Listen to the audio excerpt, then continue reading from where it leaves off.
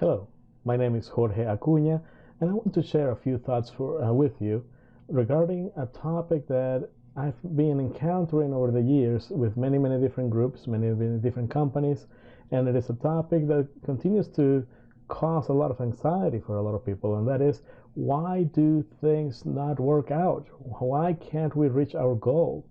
In other words, why do we reach failure instead of success?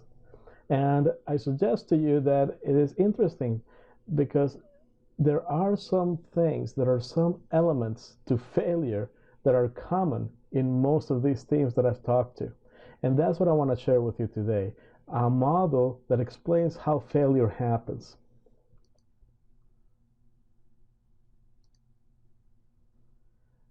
My name, by the way, is Jorge Acuña. I run Accolade Institute, which is part of Learning for Managers. I'm also the author of the book Viral Leadership.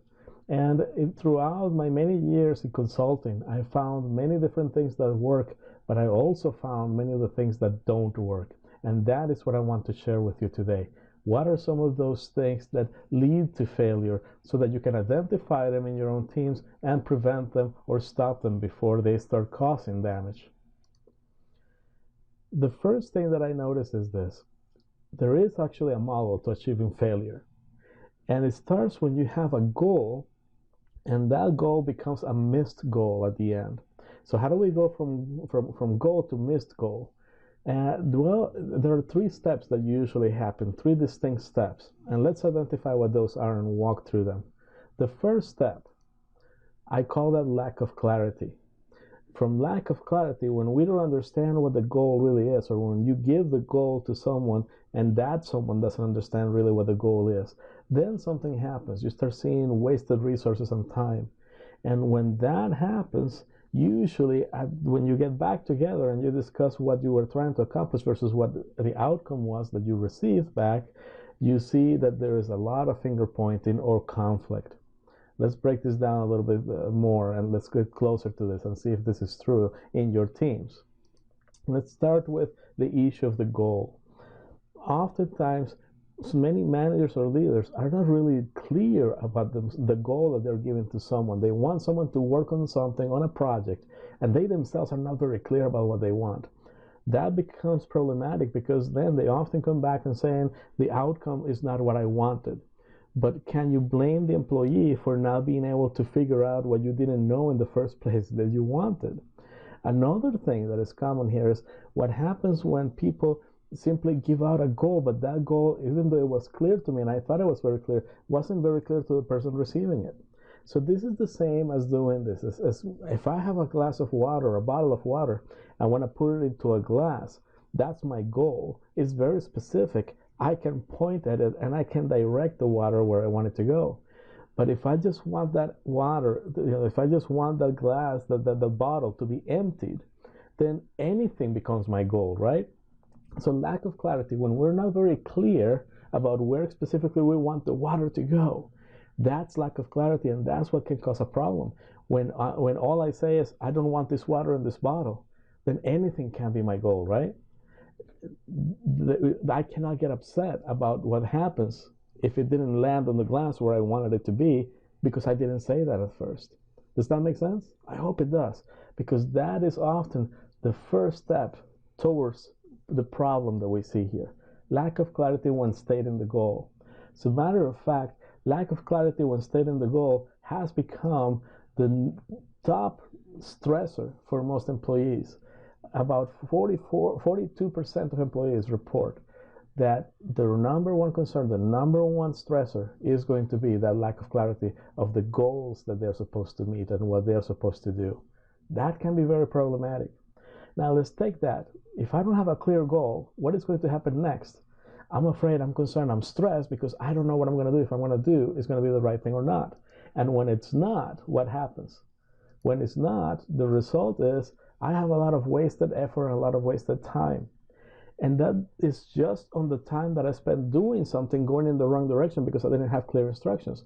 Now let's talk about the waste of time between the manager and that employee or those groups of employees working together on this project and that we're going in the wrong direction. then now have to meet again, rediscuss the issue, and realign.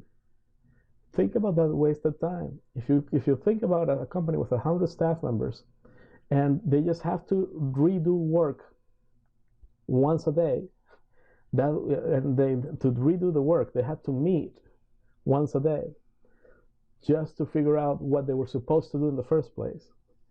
And they do this 5 times a week for a full month. Imagine how much money is being thrown down the waste because of this. Now, let's take one step further. What happens when waste is happening? So when we have to realign, oftentimes that's when managers get really upset because they're saying, I thought I was clear, now we have to realign, and whose fault is it going to be? Often not me. Many managers, many leaders don't point the finger at themselves. They're going to point at somebody else. And the team members are going to be pointing fingers at the manager back, right? They're going to say, no, it was your fault. You weren't clear. You were not helping us. You didn't tell us exactly what you wanted to know. If you had been more clear, if you had told us this, or finger pointing between staff members.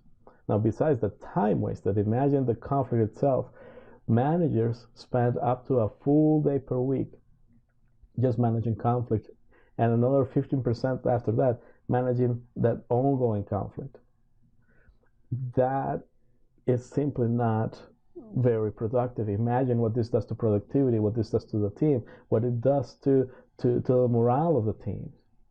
So that is the model. That is what happens when we have a goal that hasn't been stated clearly enough in a way that the team understands what the direction is that they're supposed to take.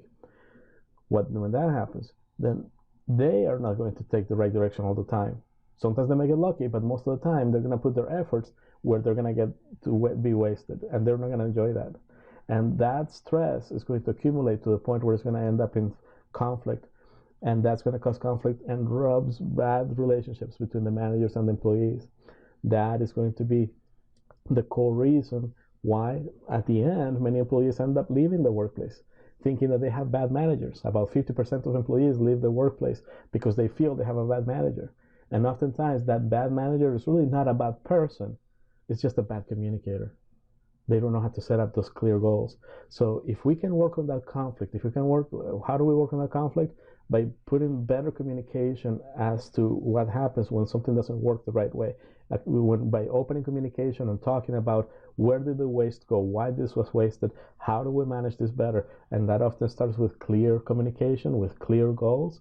If we can help people walk through that process, we are going to start avoiding the situation of failure.